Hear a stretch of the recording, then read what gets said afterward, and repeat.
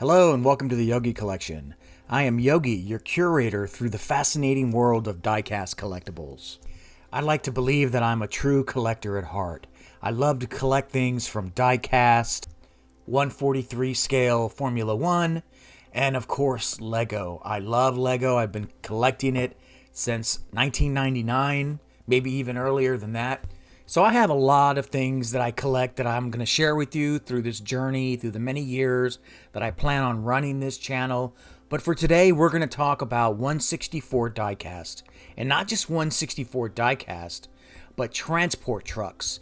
Yeah, the trucks that carry the race cars, the special cars from point A to point B, or when the owner doesn't want to take his garage princess out on the road, he'll slap it on a trailer. That's what we're going to talk about today. So I've curated a handful of transport trucks from not only manufacturers from Hot Wheels, but also from M2 and another one that I'll show you in the video. But before we get started, if you like videos like this, be sure to hit that subscribe or even the thumbs up. It really goes a long way to help my channel get into the algorithm so that I can benefit from your views. So with that, welcome to the show. So my previous video got a lot of positive responses from the stop motion, so I think I'm going to keep doing that, and who knows, I may evolve it into something really cool. But I need more figures, and I'm running out of time to print and make my own. So when I went to J-Car Diecast here in Houston, I picked up this collection of figures, and they're made by American Diorama, and it's actually called Gentleman's Club. You can see that on this card. And this card is really cool because it has a suit, a three-piece suit printed on the card, so I'm going to be sure to keep this. But notice that it's one of 3,600 that were made. So this is certainly one to collect, although I don't think I'm going to be using it for a Gentleman's Club diorama. I intend to use these guys as drivers or just crowd filler in the background. So one way or another, I'm going to be using them. So be sure to keep an eye out for them. They may make an appearance. You know, for the scale, the detail level's really good on these guys. There's a lot of shading, some shadowing on the face, but just all in all, they're really cool. Now, they're not even 3D printed or made of resin. These are actually metal and have a bit of heft to them. So that's kind of cool. This guy, I can only assume, is probably the bouncer. He doesn't look like he's having a really good time. But take a closer look and you can see this guy actually has a beard, and the designers actually took the time to paint a beard on his face, which I think is really cool. Okay, so now this guy looks like he lost his last $1 bill in the VIP club, and now he's got to go home and explain to his wife why there's lipstick on his collar. I'm just saying. I think I'll be using this one here to sit on the hood of a car, to lean on a shelf or something. I like it because you can actually see the color of his socks. The regular John. If Gentleman Clubs actually implemented a customer of the month, this guy would probably have it 6 months in a row. And there's a few other ones in here that I'm not going to go into detail, but they're certainly going to be employed in my diorama. I decided to leave some of this footage in here so that you can kind of see how I'm visualizing how I intend to use these figures. I'm an old guy, so my imagination isn't quite as good as someone who is less than half my age. So I'm digging really deep to kind of figure out what I'm going to use for these, but I have an idea, and you're going to see that in this video. So let's quit playing with dolls and let's get going. Okay, first up in my presentation is the Mercedes-Benz Actros. Actros? Actros? You guys tell me in the comments below. Anyway, this is a really cool casting. I really like the graffiti on the sides. I don't believe this is quite 1/64 scale. You guys let me know below and tell me what you think about that.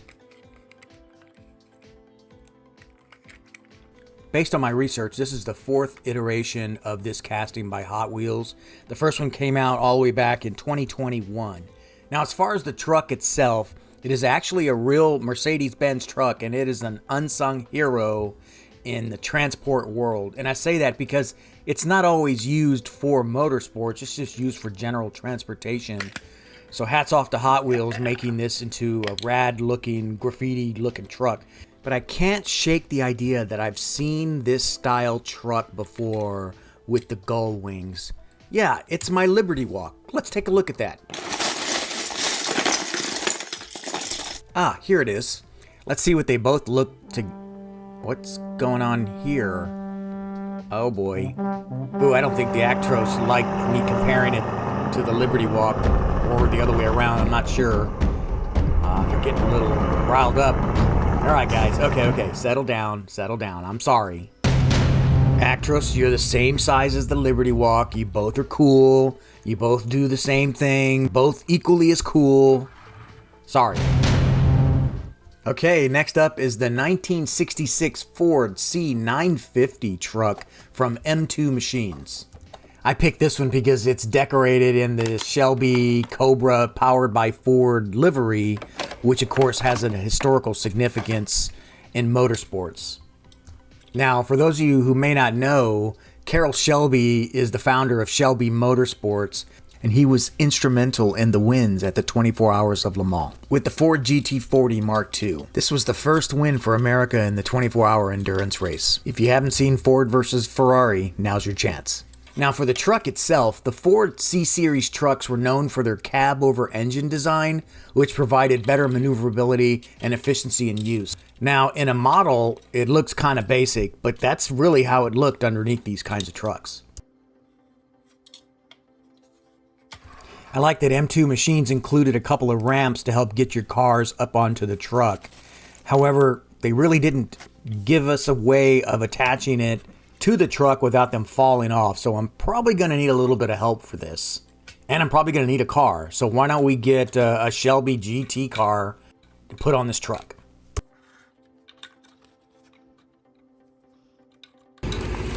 Okay, here we go. Oh, we have a driver. All right. Well, look, he's making it look really easy. They just kind of stick there. I wonder what he's using. Yeah, getting it up that ramp is kind of, whoa. Okay, good. It kind of rolled back there for a second. Now it's on. All right, let's get it over there. Wait, that's all you wanted to do is turn it around? Okay. All right, well, let me take it from here. Yeah, this model is definitely not a playable model. The wheels kind of roll. Yeah, but it looks great on a shelf, if that's what you're really into. I personally prefer to be able to play with it. That's what she said. Or he said. All right, the next transport I have, of course, we can't have a list without a Gulf livery, and here we are with the second story lorry from Hot Wheels, and this transport truck is equipped with a De Tomaso Pantera Grupo 4 race car. And here's the back of the card. And luckily for you, you're going to be able to see all three of these transport trucks today. I think the reason why these transport trucks are so popular with collectors is because it not only encapsulates the aesthetics and performance of classic race cars, but also the essential logistics and support that define the motorsports experience. This thing is awesome. These transport trucks are equipped with Real Rider rubber tires, so it makes it playable even more. I really like this tailgate playability. However, it would have been even cooler if this thing could have gone up to the second story to move the cars in and out. So unfortunately, there's not much to animate here, so I'm just going to do it by hand. And put some sound effects in it too. Oh wait, did I do it? Yeah. Nerd alert! Ah, nerd alert. Yeah, see, I knew we were going to get into this the moment we started talking about racing. For my new viewers who are not familiar with nerd alert, I put nerd alert in my videos for my younger viewers, or perhaps my viewers who aren't up to speed on motorsports history that need a little bit more information on why these cars are so important to us collectors and to history in general. The De Tomaso Pantera stands out for combining American engine power with Italian engineering finesse, and the Grupo 4 model is a special version built for the rigors of racing. The Gulf livery on both the car and the transporter is a tribute to the celebrated Gulf oil racing teams. The actual Pantera Grupo 4 boasted a Ford 351 Cleveland V8 engine, ready to take on the competition in the over 3-liter class of sports car racing. Group 4 was a set of regulations for sports cars during the 1960s and 70s, and it contributed to the development of some of the era's most legendary race cars. To qualify for Group 4, manufacturers were required to produce a minimum number of road-going vehicles. Group 4 regulations allowed for significant modifications to the engine, suspension, and bodywork compared to production models. The cars typically had more powerful engines, lighter chassis, improved aerodynamics, and better handling characteristics suited for competition. Some of the most notable cars that raced in Group 4 include the Porsche 911 Carrera RSR, the Lancia Stratos HF, of course the Ford GT40, Ferrari 308 GTB, and the one and only Pantera. Group 4 was eventually succeeded by Group B in the early 1980s. However, the spirit of Group 4 continues to live on in classic car races and historic rallying events where enthusiasts celebrate the golden age of sports car racing. How's that for a nerd alert? And looks like Chimichanga is coming in to serve some drivers later, I think. That second story lorry is pretty big, so it's going to go out here in the corner. Okay, as promised, here is the third of the 3 transport trucks that were released last year in 2023. And this one here is Mazda by Mad Mike. Mad Mike Woodette is known for his highly modified drift cars, which often carry bold, unique designs like this Mazda. But we'll get back to the drift car here in a minute. After all, this video is about transport trucks. Alright, so this transport truck is fantasy, but from what I gather, I'm thinking it's an homage to the old Japanese transport trucks of that period, which would be the 1960s, 70s, maybe even up to the 80s. Now, the term Sakura and Sakura Sprinter, Sakura means cherry blossom, which again, I think goes back to what I'm saying. It's a nod or homage to Japanese car culture of that period. I mean, I picked it because it looks awesome. You have to admit that. But also, it has ties to motorsports. Maybe not racing, but it's drift racing or drifting. So that counts. And you know what that means, folks. Nerd alert! Yeah, that's right. Nerd alert. Yeah, I want to deep dive a little bit more on Mad Mike because he seems to be putting his fingerprint on quite a few of the Hot Wheels cars coming out. So we should probably learn a little bit more about him. So Mad Mike Woodette, or just Mad Mike, is a professional drift racer from New Zealand who made his big splash in the world of motorsports with his incredible driving skills and wildly customized drift cars.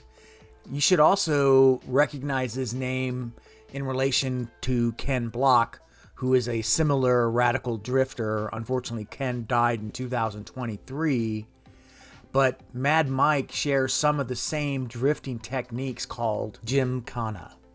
Without getting too deep into the weeds on this, is basically complex stunts done in a series of driving sequences, and there's a whole bunch of YouTube videos out there, so if you want more information, be sure to look that up.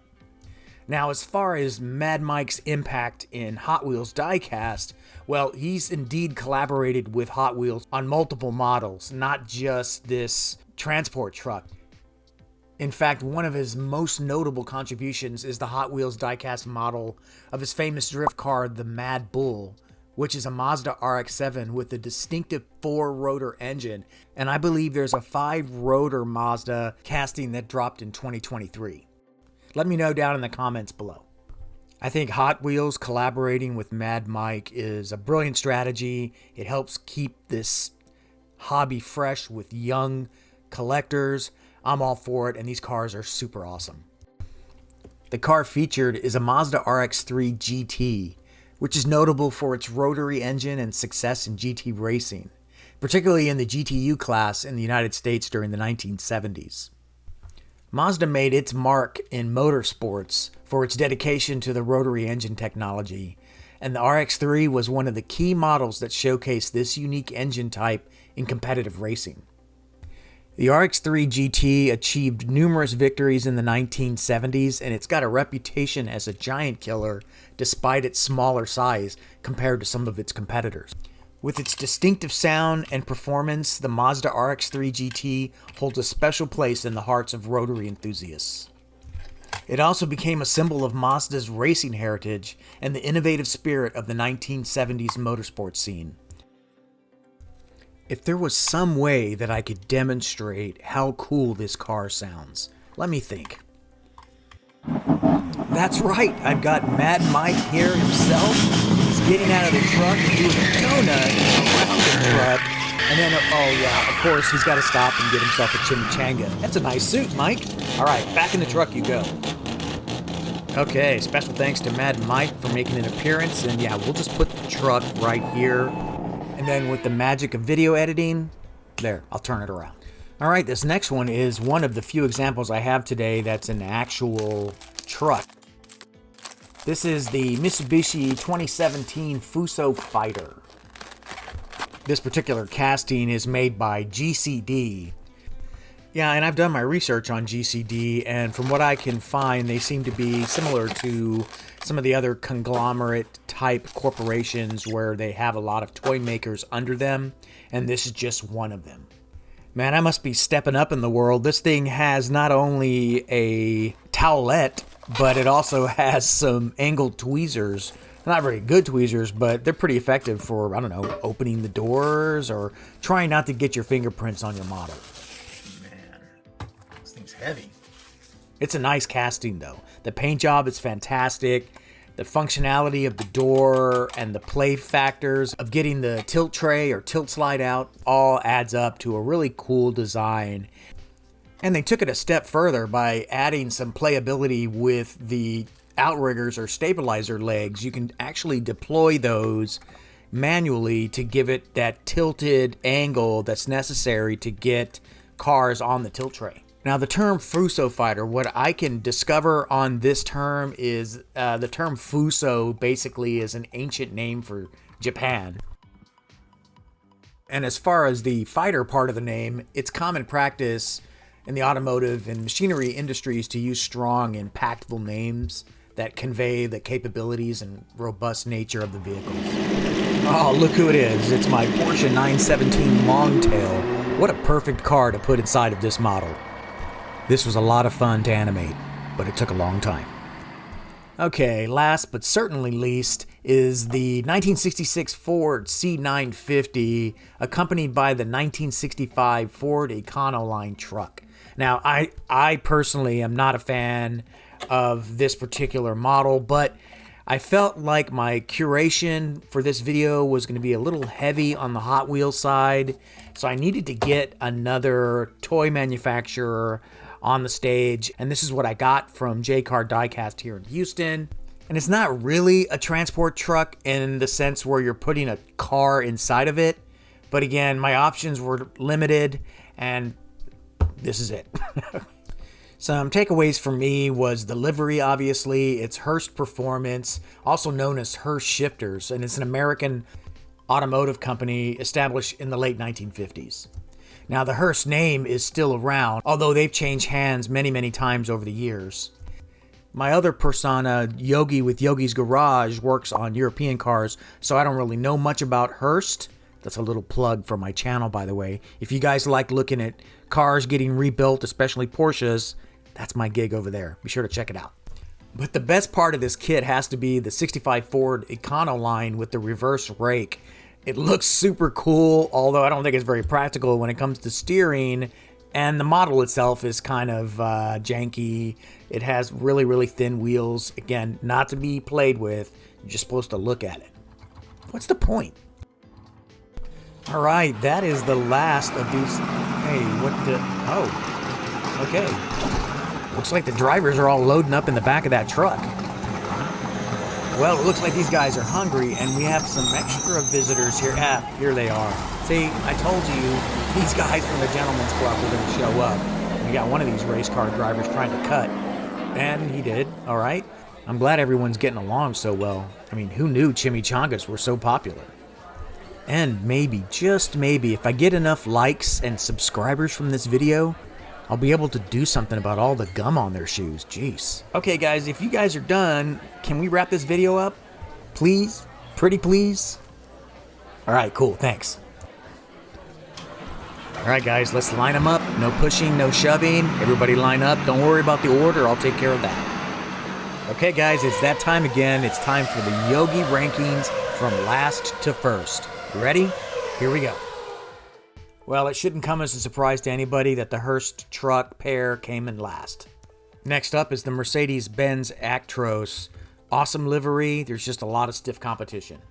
Wait. Hold the phone here. I have these backwards. I don't think the Mad Mike should be this far down. I'm going to make an executive decision on myself and flip these around. There, that's better. I'm putting the Ford Shelby Cobra Transport in 5th place and Mad Mike in 4th place. Now that that's fixed, next up is the Liberty Walk. I mean, this thing is awesome, man. It just looks great in my display. You saw it in my Liberty Walk video, which if you haven't seen, be sure to check out my Liberty Walk video. It's just a terrific model. And with the silver medal is the 2-story lorry. Love this thing. Gulf livery. I mean, come on. Then again, 1st place goes to a Gulf livery as well. We all saw this coming. The playability in this thing really is awesome. And it's just a well constructed vehicle. And the color combination is even better than the 2-story lorry. I'm going to say it there. I said it. It's a better color combination with the deeper blues. Okay, guys, that's going to do it for this video. I really hope you enjoyed and got something out of it. If you haven't subscribed already, please do so. And be sure to hit that thumbs up. Leave me a comment, engage with me. I'm always looking to meet fellow collectors. And with that, the collection is closed.